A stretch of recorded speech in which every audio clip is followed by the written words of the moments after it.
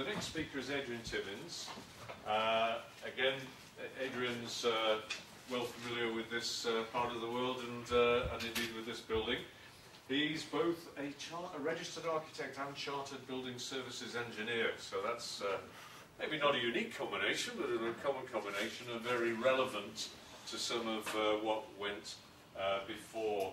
I notice that one of his interests is interoperability between the different design tools, and he's currently working on one of the Heathrow terminals.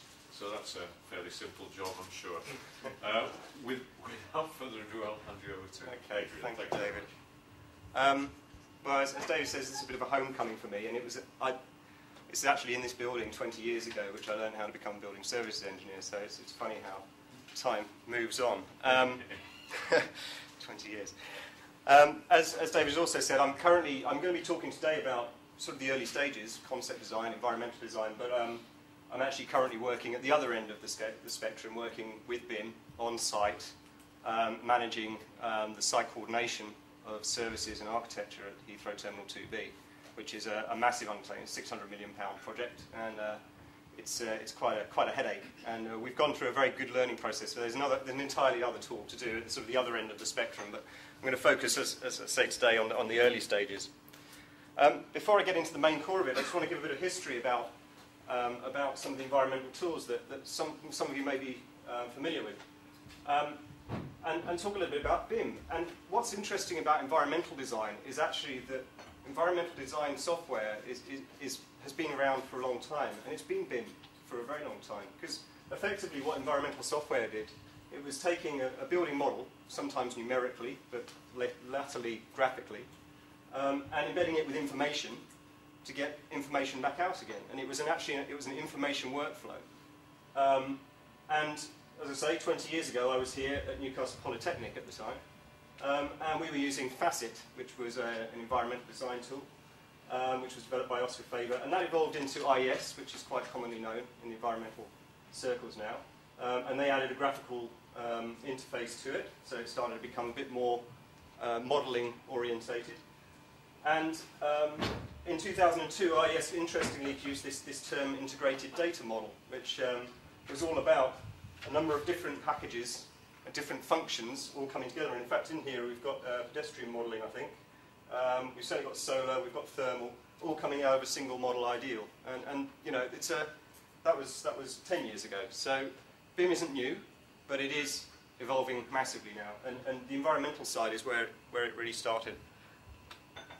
And back in those early days, there were a couple of front runners, IES, as I talked about, and TAS, which was developed by EDSL, both engineer-focused, both led by engineers, both quite complex in their methodology.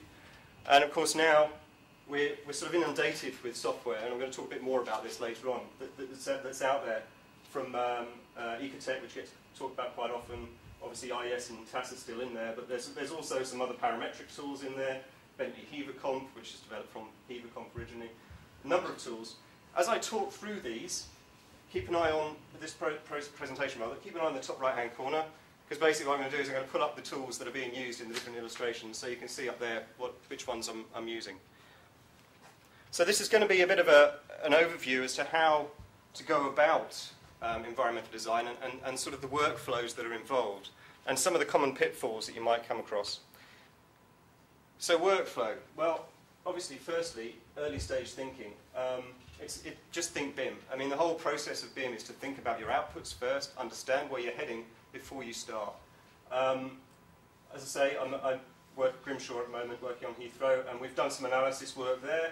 And what we did there was we just put together a very simple analysis sheet that would say, okay, this is what we want to get to. Because it's very easy to lose sight. When you get involved in environmental design, it's very easy to go, oh, let's try that, let's try that. Like, focus and keep an eye on the targets. Focus on very early on the very simple mass models. Ian's talked quite a bit about that, and I'll go into a bit more about that later. Establish data transfer processes. Speak to the consultants. Speak about how they want their information to come to them and how you can actually set up that collaboration. And this all sits within the BIM execution plan as well.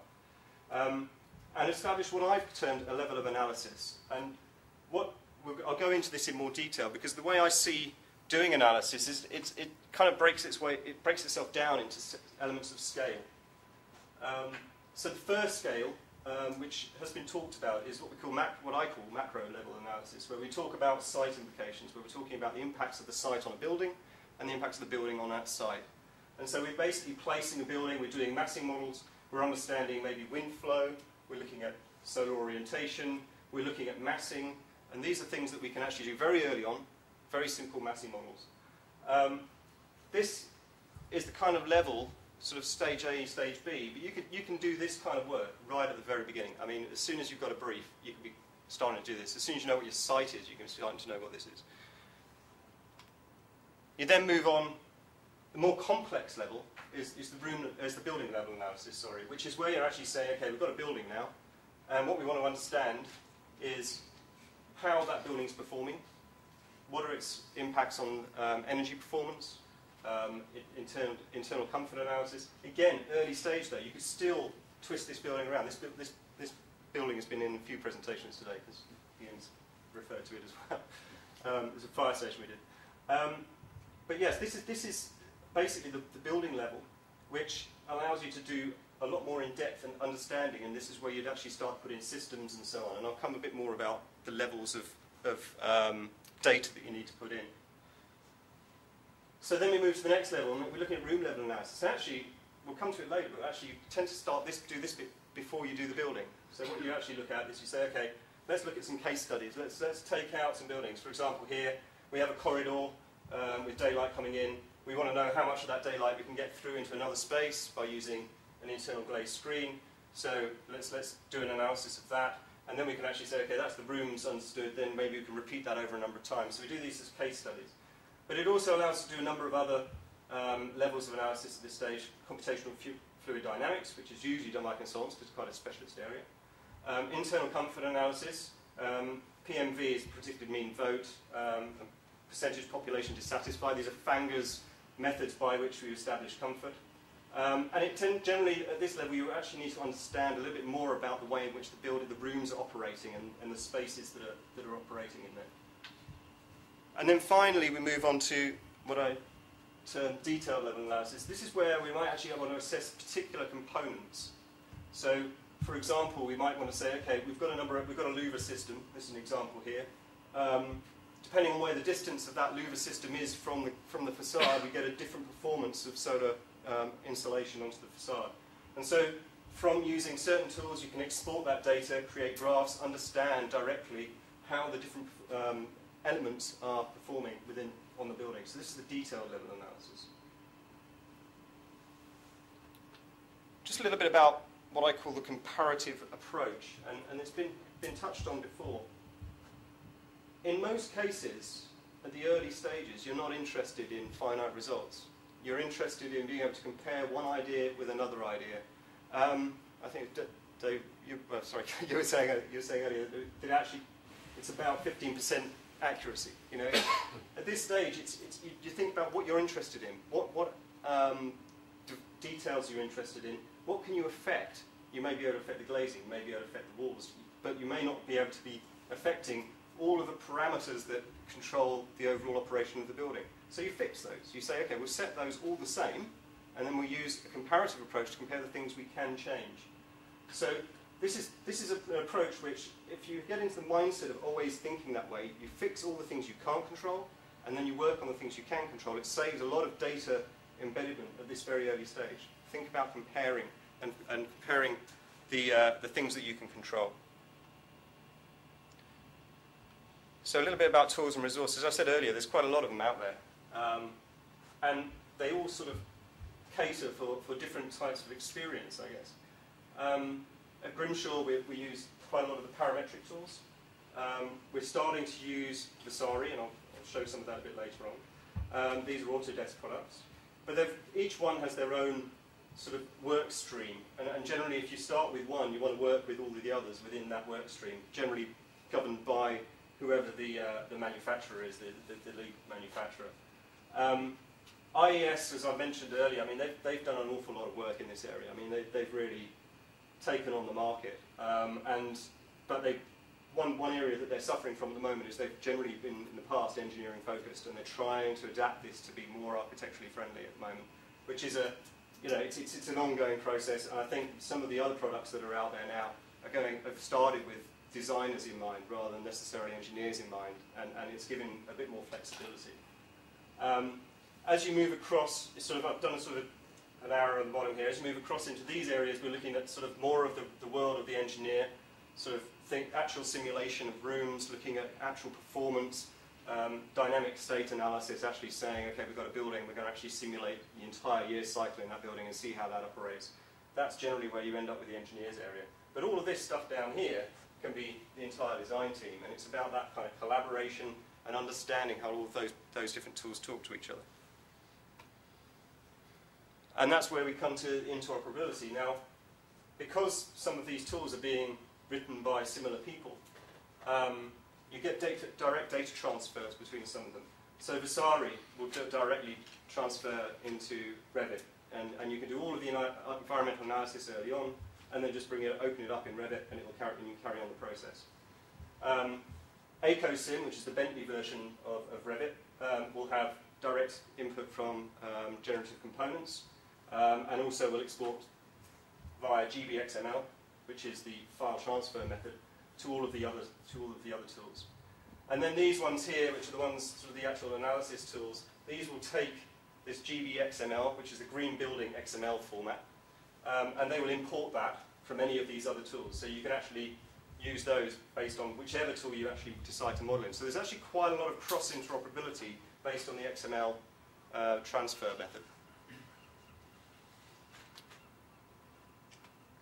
So these are common pitfalls that I've come across in sort of a number of years of trying to set up environmental design in architectural practices. I guess don't expect too much too soon sort of sits comfortably with the, can't I just import the 3D model I've just created? Which is a common question. It's like, we've done this great 3D model, can we not just do an analysis of that? And the thing to understand is that generally when you design something in 3 dimensions, you want it to look the way you want that building to be.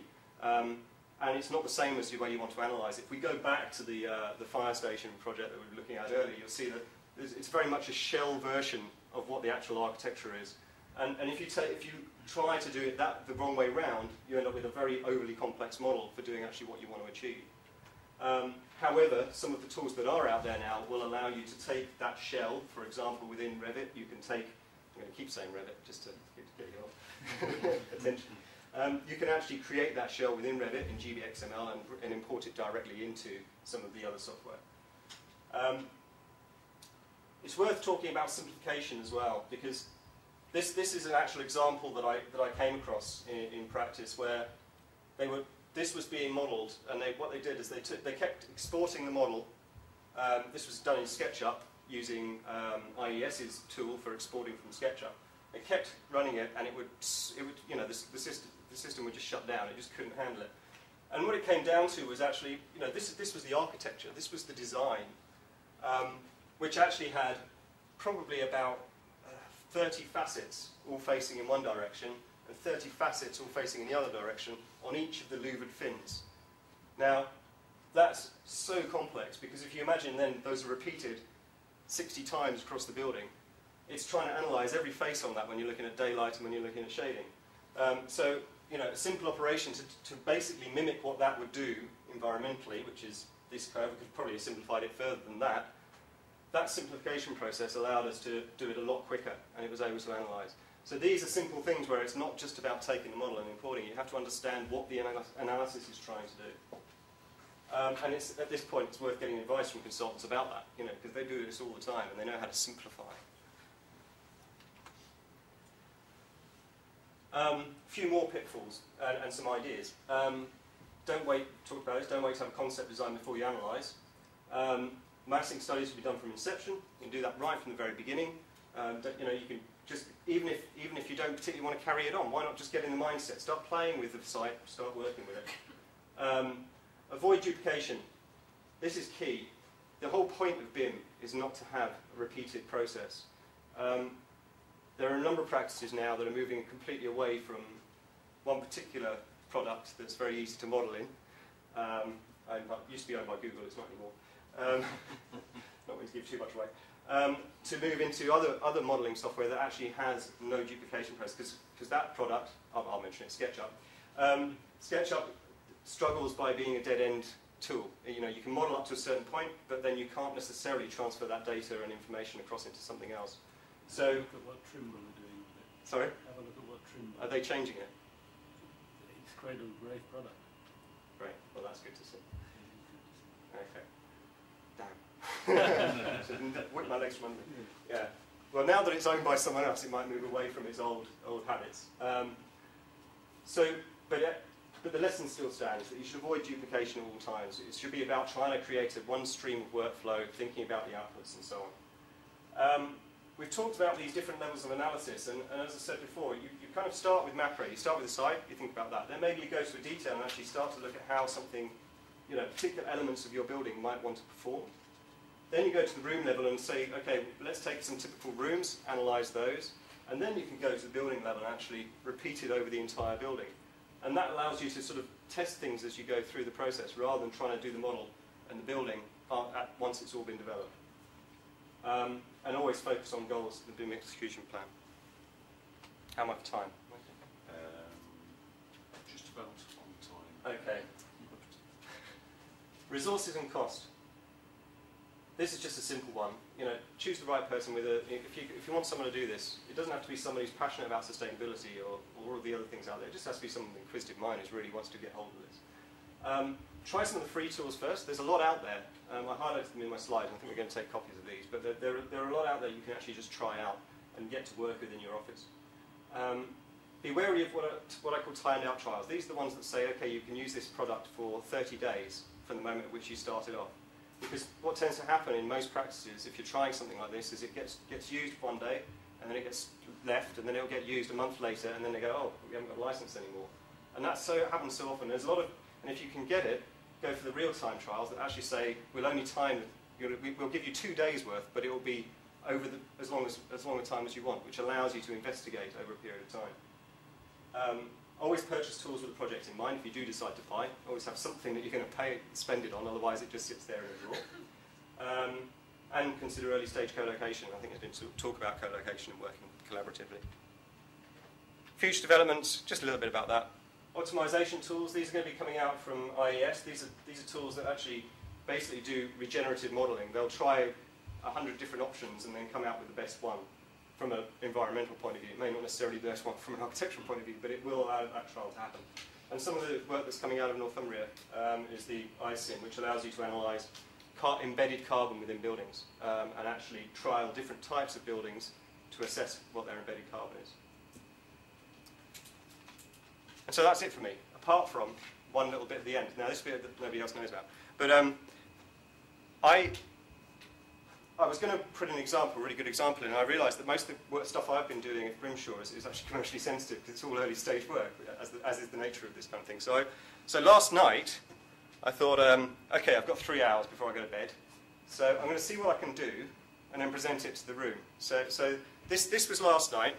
I make no apologies for the actual model that's come out of this because it's appalling, but it's there to prove a process. So starting off. 7:55, have a cup of tea. I did a sun path analysis. I basically built a little model, built a site model, put a tower in it, and thought, okay, I'll just see how the sun path's going to work. So I switched on this is all done in Vasari. Switched on the sun path, moved it around, saw how that was going to work, created a video. I'm not going to play the video. I then thought, okay, I'll just do a quick rendering of that. So just to see how that sun path sits within the render.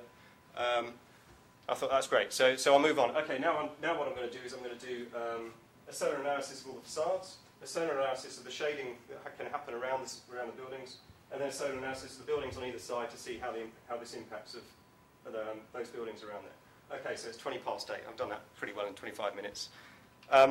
So I thought, okay, from the Vasari model, what I'm going to do is I'm going to take some area schedules. I'm going to just divide up some floors within my tower and actually create some area schedules so I've got an idea of what the mass is doing and what the area schedule is doing. And I'm going to pull and push that and play around with that. Did a bit of that. That was fun. I then thought, okay, I'll add a curtain walling system to it. So I added a curtain walling system. Okay, where are we up to? It's now 8:55. Starting to get a bit tired. About time for a cup of tea again. So then I thought, right, well, I'll use the Visari tool again, and I'll just start looking at how this tower is actually going to, create turbulence around it. Maybe start looking at the wind flow down at ground level and how these buildings are going to shelter the ground level wind conditions. So, just trying out some wind tunnels. This is all real time as well. These movies are great. If you get Visari, you can play this stuff. It's really easy to put together and do. So time's moving on. So I thought, okay, now I'm going to move one step further. I'm going to take this all, stick it in Revit, and I'll produce a set of sections very quickly, just to understand where the building is, little side section, and a couple of plans. In the Revit environment, I'm ready to go. I have to start modelling this, so I can start playing with it, turning it into a real building. And I thought, well, it's not quite bedtime yet, so I'll just go forwards, and I'll do a quick render from street level, just to see how the shadowing's working here, get a bit of a reflection on that, and one more, and just another render from the other side. And that was before I went to bed, around about 11:30. And that's real time, so 3 hours, environmental analysis. I mean, it's very crudely done, but I think it demonstrates this concept process that it doesn't have to be, a huge, overwhelming kind of trying to change the way you work. You can start thinking this way very early on. And I just know that if we were doing a real project, it might take a little bit longer. Okay. So thank you very much. That was. Thanks very much.